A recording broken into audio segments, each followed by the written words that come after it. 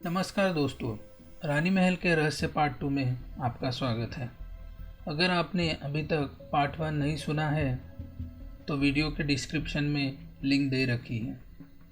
आप वहां जाके कहानी सुन लीजिए ताकि आपको आगे की कहानी समझने में आसानी हो। दोस्तों, डर को महसूस करें क्योंकि डरना ज़रूरी है। अब आगे। रामलाल से राजा महल और रानियों के बारे में सुनकर मैं रानी महल की ओर निकल पड़ा। मैप को फॉलो करते हुए मैं चलते जा रहा था। तभी मैं एक सुनसान मोड़ पे आके रुका। वहां पे दो रास्ते वाला मोड़ था, जो मैप के हिसाब से एक जंगल की ओर जाता था और दूसरा शहर की ओर। मैंने जीप जंगल की ओर मोड़ ली। आगे थोड़ा देर चला ही था तो फिर से दो मोड़ आए, जिसमें से एक रास्ते पर बड़ा सा बोर्ड लगा हुआ था। मैं जीप से उतरा और बोर्ड पढ़ने लगा। आवश्यक सूचना: रानी महल की सीमा में सूर्योदय से पहले एवं सूर्योदय के पश्चात प्रवेश करना वर्जित है। अगर कोई इस सूचना का उल्लंघन करता है तो वो अपनी जान का खुद जिम्मेदार होगा। मैं नोटिस की बातों को इग्नोर करते हुए रानी महल के रास्ते मुड़ गया। वो रास्ता बड़ा ही घना और डरावना लग रहा था। तभी मैंने एक बात नोटिस की कि एक उल्लू मेरा पीछा कर रहा था जब से मैंने रानी महल का रास्ता लिया था। मैंने कहीं पढ़ा था कि उल्लू को बहुत अपशकुनी माना जाता है, पर मेरी दादी की माने तो उल्लू भूत पिशाच और निगेटिव चीजों को महसूस कर पाते हैं, और वो उन्हें देखकर या महसूस करके चीखने लगते हैं, जैसे कि वो लोगों को सतर्क कर रहे हो, पर लोग उसका गलत मतलब निकालते हैं। मैं उल्लू को देख ही रहा था, तभी अचानक मेरी गाड़ी के सामने एक औरत आई और मुझे जोर से ब्रेक लगाना पड़ा, पर शायद मैंने उस औरत को जीप के नीचे कुचल दिया था। खुद को संभालते हुए गाड़ी से उतर के देखा तो वहां कोई नहीं था, ना ही वो औरत, ना ही उसकी लाश। मैं काफी डर गया था, तो थोड़ा बैठ के मोबाइल में लोकेशन चेक करने लगा। तो बस 500 मीटर ही दूर था महल।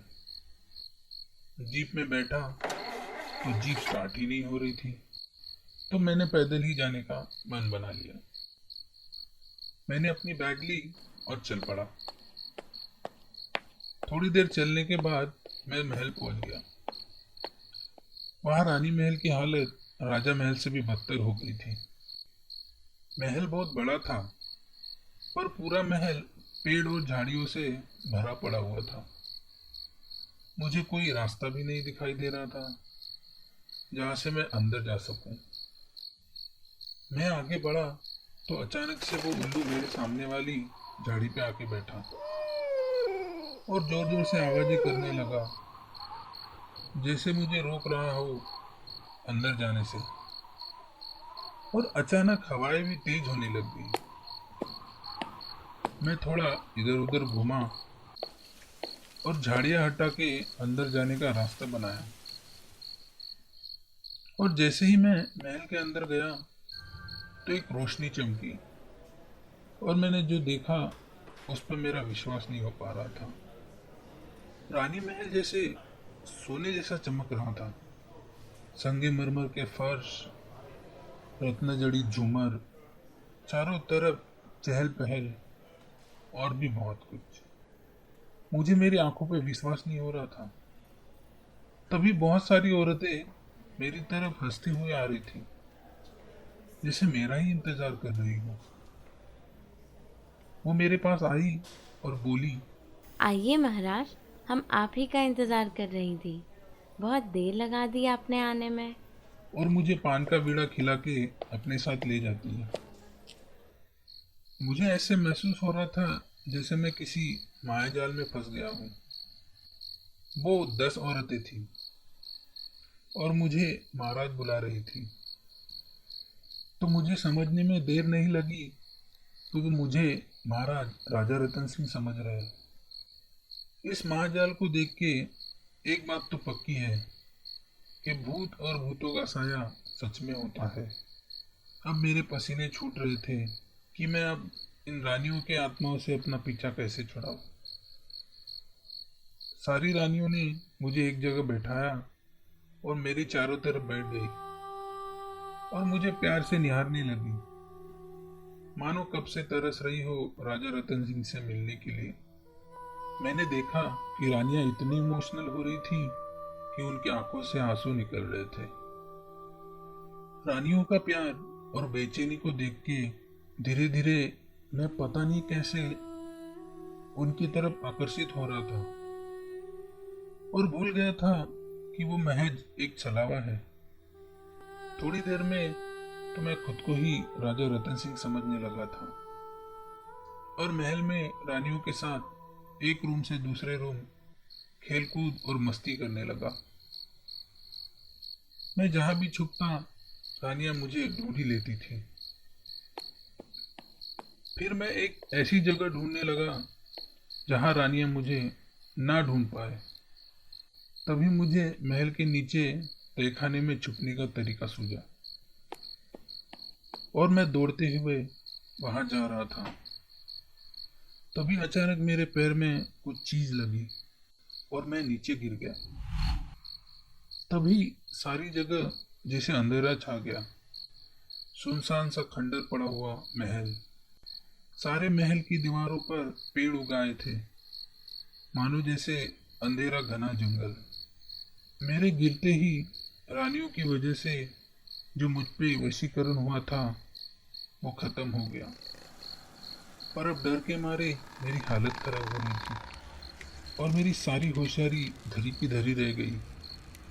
अगर जब भी कोई तुम्हें किसी जगह जाने से मना करे, स्पेशली हॉन्टेड या श्रापित जगह, तो उनकी बात मान लेनी चाहिए, क्योंकि ऐसी बातें समझाना बहुत मुश्किल होता है कि पिशाच या आत्माओं का साया सच में होता है या नहीं। मुझे समझ नहीं आ रहा था कि अब मैं क्या करूं, वहां से कैसे बाहर निकलूं। तभी मैंने देखा कि जहां मेरा पैर लगा था वहां कुंडी जैसा कुछ था। मैं पास गया और उस दरवाजे को खोला तो वहां नीचे जाने के लिए रास्ता बना हुआ था, पर बहुत अंधेरा था। वहां कुछ दिखाई नहीं दे रहा था। मुझे लगा कि ये वही रास्ता होगा जो राजा महल से निकलता होगा। तो मैंने वहां से एक लकड़ी ली और उसमें रुमाल को उस पर लपेटा और सिगरेट लाइटर के अल्कोहल से उस मशाल को जलाया। मैं सुरंग में नीचे नीचे चलते जा रहा था। वैसे वैसे नीचे बदबू आ रही थी, जैसे कोई कुत्ता मर के सड़ रहा हो। और थोड़ी देर बाद ही मैं एक बड़ी सी जगह आके रुका और वहां जो मैंने देखा वो देखते ही मेरे रोंगटे खड़े हो गए। हर जगह नर कंकाल पड़े हुए थे। कहीं पर आदमियों और औरतों की लाशें पड़ी हुई थी जो सड़ रही थी। लगभग 50-60 लोगों की लाशें होंगी वहां पर। मैं डर गया था कि रानियों की आत्माएं अब मुझे भी नहीं छोड़ेगी। मैं यहाँ वहां देखने लगा कि कहीं से तो वो खुफिया रास्ता होगा। मुझे किसी की कराने की आवाज सुनाई दी। वो कोई आदमी था जो मुझे बुला रहा था अपने पास। मैं उसके पास गया और उसको पूछा कि वो कहाँ से आया है, उसकी ऐसी हालत कैसे हुई। तो उसने बताया कि वो ऐसे ही मजे के लिए इस महल में आया था दोस्तों के साथ, पर अब एक एक करके सब मारे गए।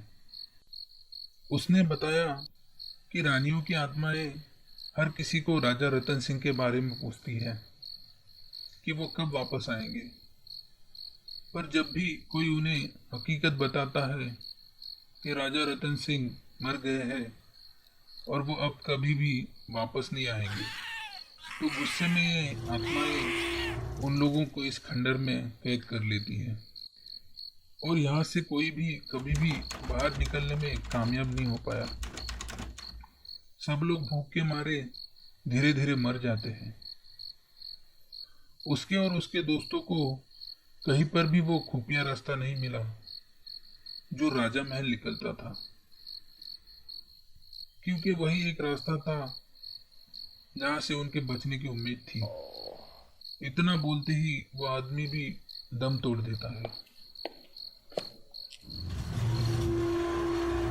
मैं वहां से बाहर निकल के देखता हूँ तो मुझे कोई भी रानी दिखाई नहीं देती।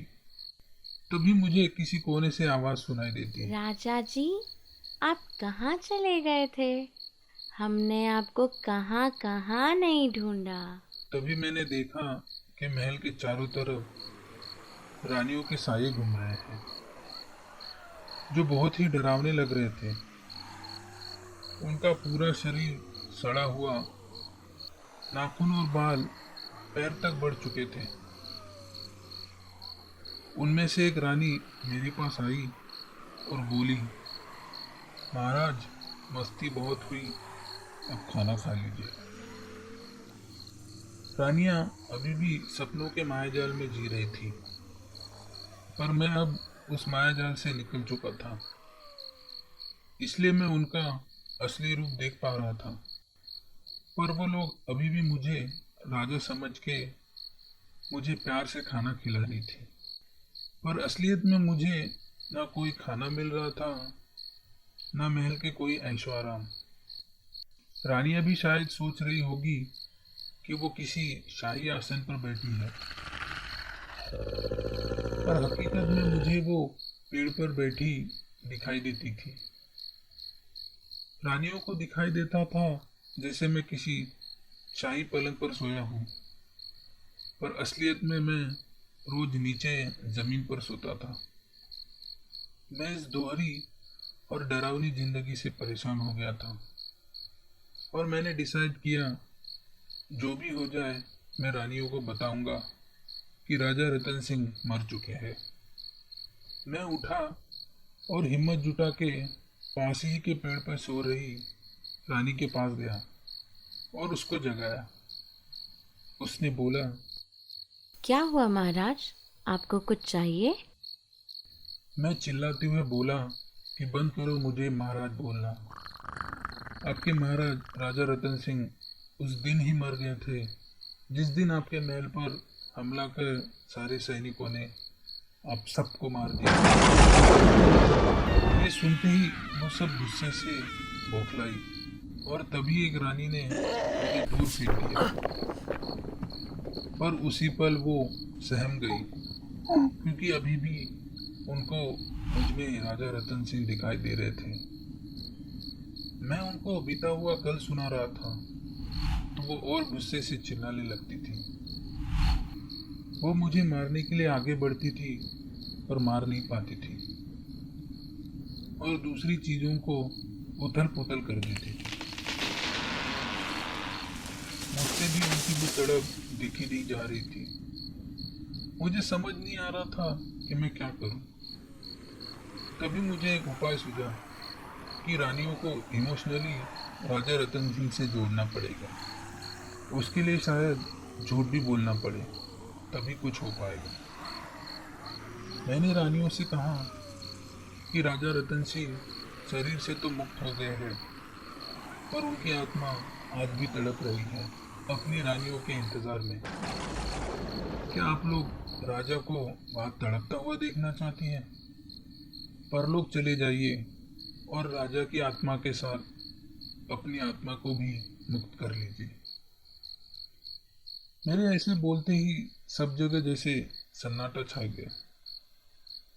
सारी रानियां मेरे सामने अपने रानी वाले रूप में आई और मुझे थोड़ी देर देखने के बाद वो सब धीरे धीरे हवा के साथ ओझल हो गई।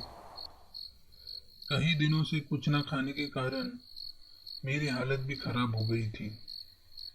मेरे पैरों में इतनी भी जान बची नहीं थी कि मैं थोड़ा भी चल पाऊं, पर मैं जैसे तैसे कर महल के बाहर निकला। और आते ही नीचे गिर पड़ा। मैंने बेहोश होने से पहले बस एक ही आवाज सुनी थी।